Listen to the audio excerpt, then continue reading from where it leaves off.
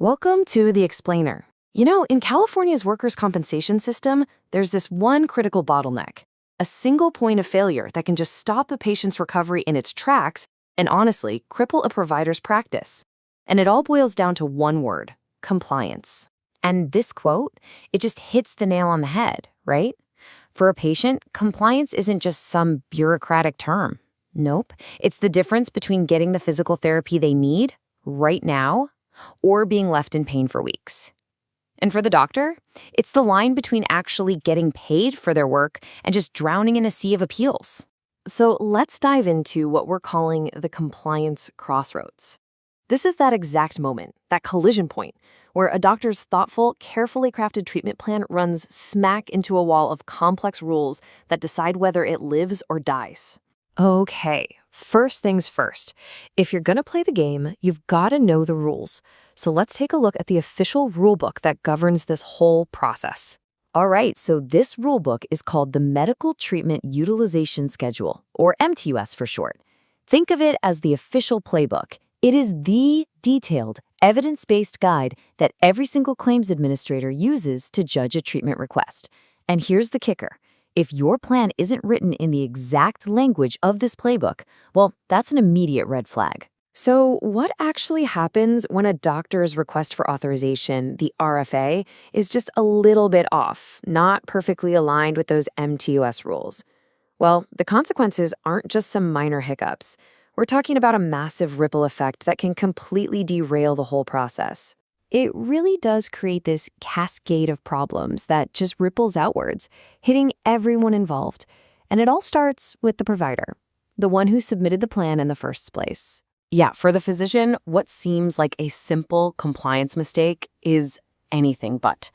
All of a sudden, you're looking at a mountain of extra paperwork. You're battling appeals, you're refiling requests, and you're waiting 45 days, maybe more, for a payment that might never even show up.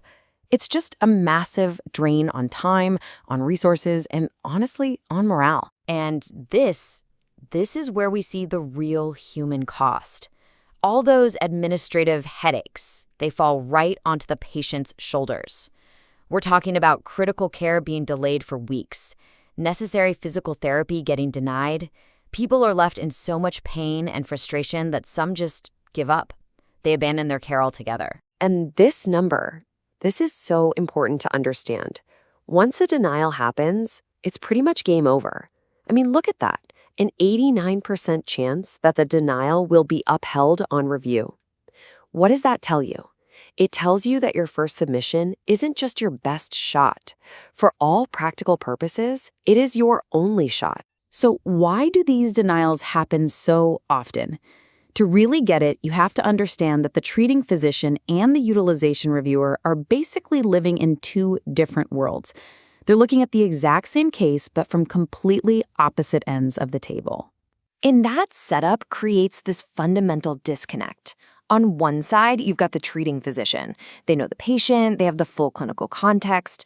But on the other side, you've got the UR physician, who's often remote, doesn't know the patient from Adam, and all they have is a form on their screen. Their entire job is to check that form against the MTUS rulebook, period. And let's be honest, in some cases, there might even be an incentive to deny care just to control costs. Okay, so we've laid out the problem, this huge gap between the clinic and the rulebook. So now let's talk about the solution. How do you bridge that gap? How do you translate a clinical plan into the language that the reviewers understand? Well, this exact problem has spurred some really innovative new approaches, including clinical-grade tools like ByTheBook. The whole idea here is to let you think like that strict compliance reviewer, to give you a crystal ball essentially so you can see what a reviewer sees before you even hit submit. And the process couldn't be simpler.